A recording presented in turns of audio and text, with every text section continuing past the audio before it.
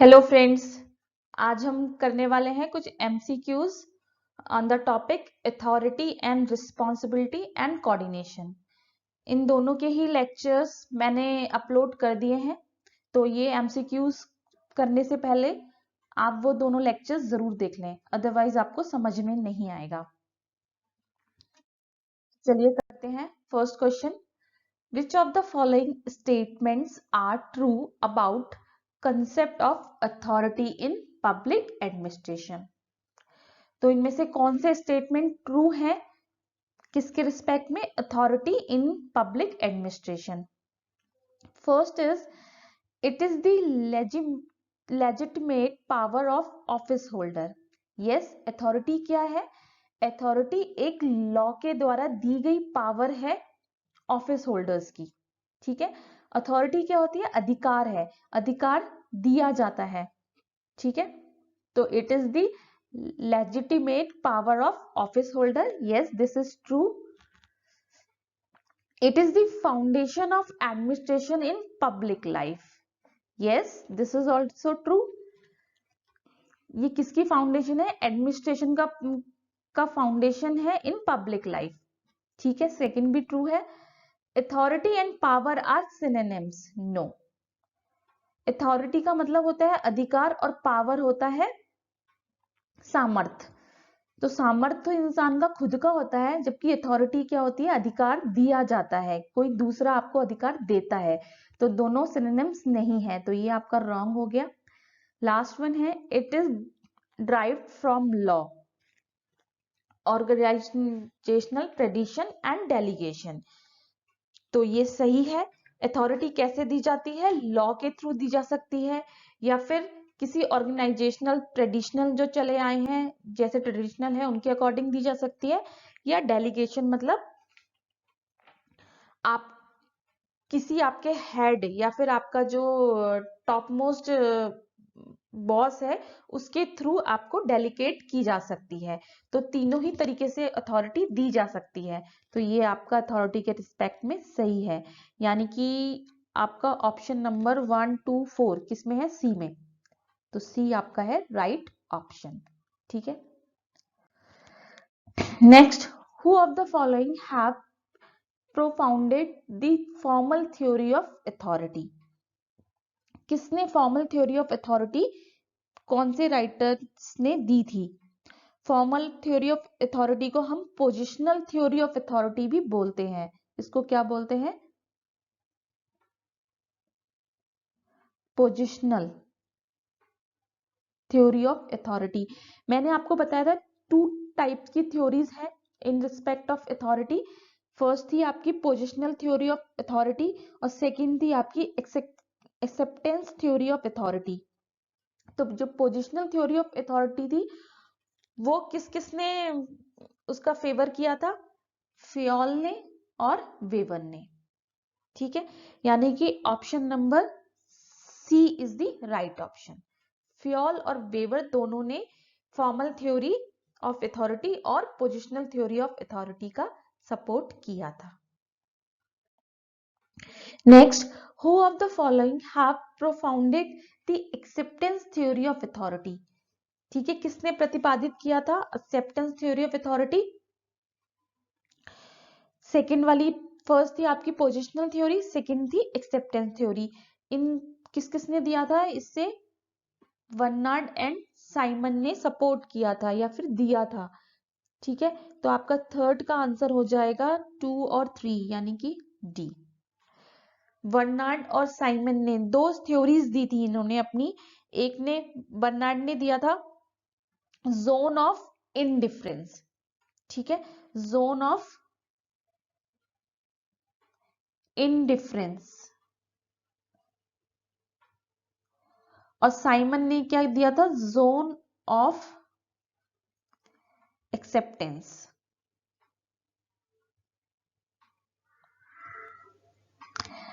ठीक है, तो उन्होंने कौन सी थ्योरी को सपोर्ट किया था? इन दोनों ने एक्सेप्टेंस थ्योरी ऑफ अथॉरिटी को। ठीक है, मैं बहुत ज्यादा डिटेल में नहीं बता रही हूँ क्योंकि ऑलरेडी मैं लेक्चर्स अपलोड कर चुकी हूँ और उसमें मैंने बहुत डिटेल में से बताया है। तो जिसको भी कोई कंफ्यूजन है वो लेक्चर को प्लीज देख लें। ठीक है, next, which of the following statements are correct regarding concept of responsibility in public administration? कौन से स्टेटमेंट्स करेक्ट हैं किसके रिगार्ड में? Concept of responsibility in public administration. तो first one is, it is the obligation or to carry out certain duties. That is right, ये सही है। ये क्या है? रिस्पॉन्सिबिलिटी क्या होती है? ऑब्लिगेशन है to carry out certain duties, जो भी ड्यूटी आपको दी जाती है उसको कंप्लीट करना रिस्पॉन्सिबिलिटी है। ठीक है, सेकंड है, without authority it is not possible to take up responsibility. This is also true, क्योंकि हम पढ़ चुके हैं जो अथॉरिटी और रिस्पॉन्सिबिलिटी है वो दोनों करस्पॉन्डेंस है। अथॉरिटी के बिना रिस्पॉन्सिबिलिटी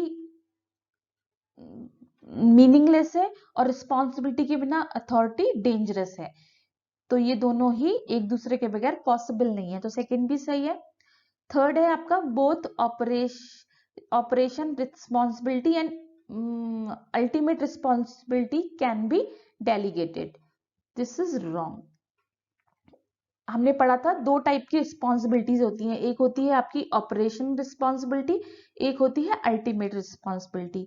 जो ऑपरेशनल रिस्पॉन्सिबिलिटी होती है उससे आप डेलीगेट कर सकते हो, मतलब उसको किसी दूसरे को भी दे सकते हो, जो भी आपका सब ऑर्डिनेट है या जूनियर है आप उसको भी ऑपरेशनल रिस्पॉन्सिबिलिटी दे सकते हो। इसका मतलब होता है जो काम आपको दिया गया है वो काम अपने जूनियर्स को भी दे सकते हो करने को। बट जो अल्टीमेट रिस्पॉन्सिबिलिटी है, यानी कि वो काम सही हुआ है या गलत हुआ है, वो सिर्फ आपकी है, वो आप किसी को डेलीगेट नहीं कर सकते। तो थर्ड जो है वो रॉन्ग है। Fourth one, responsibility is political, institutional and professional. तो ये हमने टाइप्स ऑफ रिस्पॉन्सिबिलिटी में पढ़ा था, कितने टाइप्स की होती है? पॉलिटिकल होती है, इंस्टीट्यूशनल होती है और प्रोफेशनल होती है। ठीक है, पॉलिटिकल किसकी बात करते हैं? लोगों की बात करते हैं, पीपल की बात करते हैं। इंस्टीट्यूशनल किसकी बात करते हैं? पब्लिक इंटरेस्ट की बात करते हैं। और प्रोफेशनल इथिक्स की बात करते हैं। ठीक है, तो फोर्थ भी आपका राइट है। तो आपका option C is the right option, 1 2 4। ठीक है, थर्ड आपका रॉन्ग है।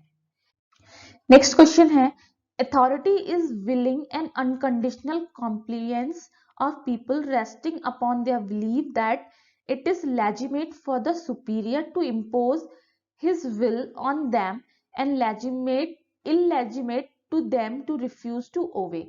ये स्टेटमेंट किसने दिया था?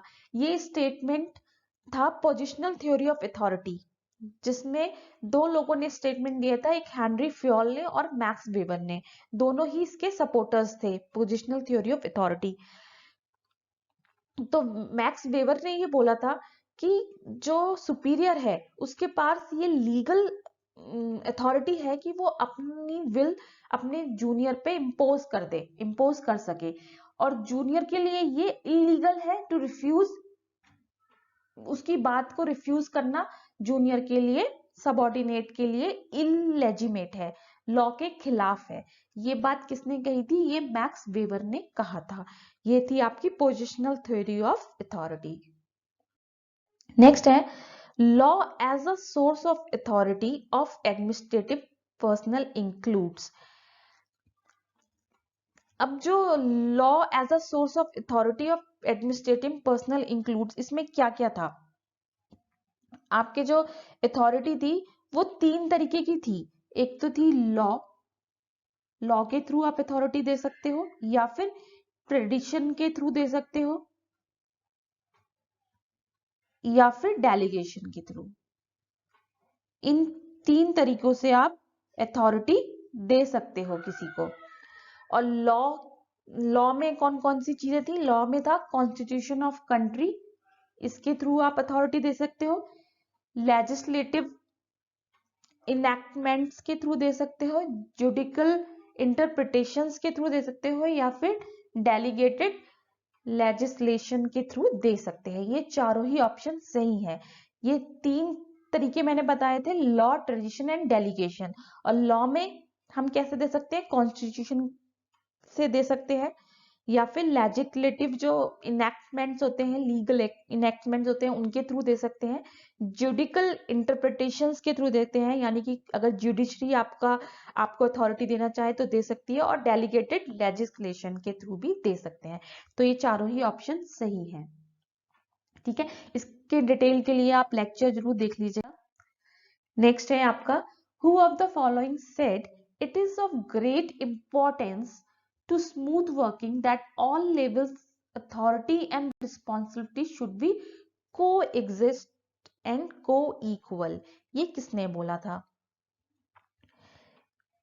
ये बोला था यूविक ने।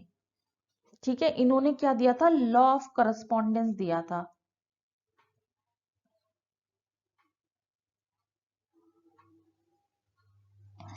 जो कहता है अथॉरिटी और रिस्पॉन्सिबिलिटी को एग्जिस्ट है और को इक्वल है। अथॉरिटी के बिना रिस्पॉन्सिबिलिटी कुछ नहीं होती, और रिस्पॉन्सिबिलिटी के बिना अथॉरिटी की कोई वैल्यू नहीं है। ठीक है, तो ये जो दिया था लॉ ऑफ करस्पॉन्डेंस, किसने दिया था? यूविक ने दिया था। नेक्स्ट है, who of the following define authority as the right to give orders and the power to the exact obedience। ये था हमारा पोजिशनल थ्योरी ऑफ अथॉरिटी, जिसमें मैक्स वेबर ने कहा था कि ये लीगल है कि अपनी विल अपने सबऑर्डिनेट पे आप डाल दो और उसको वो मानना ही पड़ेगा। और सेकंड थे हमारे फ्योल, जिन्होंने बोला था the right to give orders and the power to exact obedience. ये थी आपकी पोजिशनल थ्योरी, जो थी दिया था हेनरी फ्योल ने। नेक्स्ट क्वेश्चन है, coordination is necessary in an administrative organisation. Coordination क्यों नेसेसरी है? टू अवॉइड कॉन्फ्लिक्ट्स और overlapping in the work of employees. Yes, conflicts और ओवरलैपिंग को अवॉइड करने के लिए कोऑर्डिनेशन जरूरी है। अगर कोऑर्डिनेशन होगा तो कॉन्फ्लिक्ट्स और ओवरलैपिंग नहीं होगी। To achieve the goal of an organisation effectively. Yes, एक गोल को, ऑर्गेनाइजेशन के गोल को अचीव करना, ये किसके थ्रू होता है? कोऑर्डिनेशन के थ्रू होता है। Third one is to concentrate on one aspect of work. नहीं, किसी एक ही एस्पेक्ट पे कॉन्सेंट्रेट करना, इसका कोऑर्डिनेशन से कोई लिंक नहीं है। ठीक है, आप एक पे करो, दो पे करो, तीन पे करो, इसमें कोऑर्डिनेशन का कोई लिंक नहीं है। नेक्स्ट है to avoid growing tendency towards empire building. Yes, this is also due to coordination. अगर कोऑर्डिनेशन है तो जो एक टेंडेंसी होती है एम्पायर बिल्डिंग की, मतलब सारी पावर अपने हाथ में रखने की, वो टेंडेंसी रिमूव होती है, कम होती है, क्योंकि कोऑर्डिनेशन के केस में आपकी सारी रिस्पॉन्सिबिलिटीज, अथॉरिटी डिवाइड हो जाती है। तो आपका ऑप्शन 1, 2 और 4 सही है, यानी कि option number D is the right answer. Next is, coordination is the first principle of organisation. Who said this? किसने कहा था ये कहा था मोने ने। जो कोऑर्डिनेशन की फर्स्ट स्लाइड है उसी पे आपने पढ़ा होगा,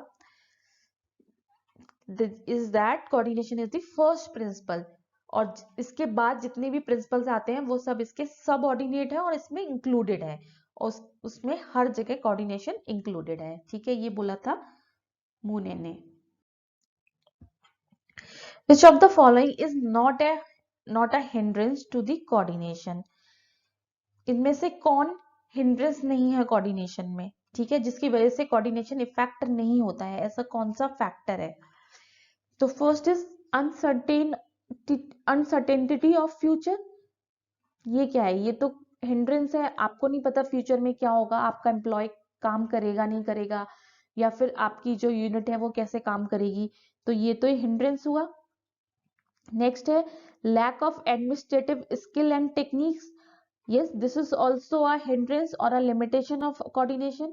अगर एडमिनिस्ट्रेशन में स्किल्स की और टेक्निक्स की कमी है तो उस केस में भी ये लिमिटेशन होगी, कोऑर्डिनेशन प्रॉपर नहीं होगा।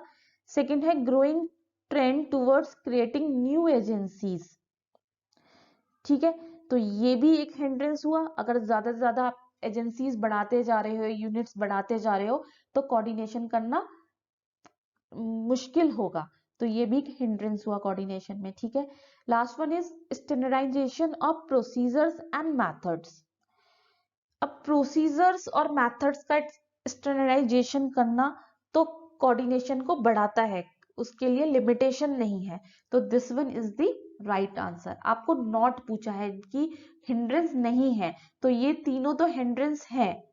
ठीक है, केवल यही एक ऐसा है जो नहीं है, not a hindrance. Next, coordination is not a separate activity but a condition that should permeates all phases of administration. This statement is attributed to who attributed this statement? Newman. Newman said कि ये एक separate activity नहीं है, लेकिन administration के हर phase में ये involve है। ठीक है, ये जो वर्ड्स थे वो किसके थे? न्यूमैन के थे। नेक्स्ट है, which of the following is an informal means of coordination?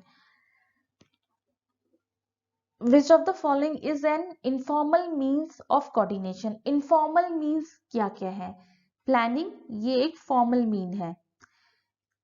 In calculating institutional spirit is also a formal mean. Leadership is informal mean. Conferences are formal, ये भी फॉर्मल है, ये भी फॉर्मल मीन है, ये भी। तो लीडरशिप क्या हो गई आपकी? इनफॉर्मल, जिसमें लीडर ऐसे अपनी जो उसके सबऑर्डिनेट्स हैं या जूनियर्स हैं उनमें एनर्जी डालता है, ऐसे वर्ड्स बोलता है, ऐसे सेंटेंसेस बोलता है, ताकि वो ऐसे आइडियाज देता है, डेलीगेशन ऑफ आइडियाज देता है, जिससे उनके अंदर एनर्जी आती है और स्पिरिट आती है एम्प्लॉयज में कि वो कोऑर्डिनेशन में काम करें। ठीक है, तो बाकी तीनों तो क्या हो गए? फॉर्मल हो गए तरीके, और लीडरशिप हो गया एक इनफॉर्मल मीन हो गया कोऑर्डिनेशन का। नेक्स्ट है, the tension theory has been suggested by. ये मैंने जब पढ़ाया था तो मैंने बोला था ये बहुत ज्यादा इंपॉर्टेंट है। ये किसने दी थी टेंशन थ्योरी? टेंशन थ्योरी दी थी क्लीवलैंड ने। ठीक है, दिस इज वेरी इंपॉर्टेंट, मैं अगेन कह रही हूं, दिस इज वेरी इंपॉर्टेंट। ठीक है, टेंशन थ्योरी किसने दी थी? क्लीवलैंड ने। नेक्स्ट है, coordination is the orderly arrangement of group effort to provide unity of action in the pursue of a common purpose. ये किसने बोला था? ये सबसे पहले वाली ही लाइन में मैंने पढ़ाया था आप लोगों को। This is called by JD Mooney. जो जेडी मूने ने बोला था कि ये क्या है? एक ऑर्डरली अरेंजमेंट है, क्या करने के लिए? To achieve a common goal, और क्या प्रोवाइड करता है? यूनिट ऑफ एक्शन प्रोवाइड करता है, to pursue a common purpose. This is all said by JD Mooney. Next is the most important mean of coordination is. ये चारों ही क्या है? कोऑर्डिनेशन के मीन है, तरीके हैं कोऑर्डिनेशन के। ठीक है, साधन है, लेकिन इन चारों में से मोस्ट इंपॉर्टेंट कौन सा है? तो सबसे ज्यादा important, most important is the planning. Without planning आप कभी भी कोऑर्डिनेशन अचीव नहीं कर सकते। ठीक है, हायरार्की के बिना कर सकते हो, कंसल्टेशन के बगैर भी कर सकते हो, सेंट्रलाइज्ड हाउसकीपिंग एजेंसीज के बगैर भी कर सकते हो, लेकिन प्लानिंग एक ऐसी चीज है जिसके बिना आप कोऑर्डिनेशन कभी भी अचीव नहीं कर सकते। तो the most important mean of coordination is the planning, right? तो ये हो गया आपका आंसर। ये सारे क्वेश्चंस हो गए आपके authority and responsibility and coordination पे। ठीक है, अब जैसे जैसे मैं लेक्चर्स पढ़ाती जाऊंगी उनके एमसीक्यूज भी साथ साथ डालती जाऊंगी। एमसीक्यूज बहुत इंपॉर्टेंट है, इनको रिवाइज करते रहिए और पढ़ते रहिए। ठीक है, thank you so much, happy learning, bye bye, take care.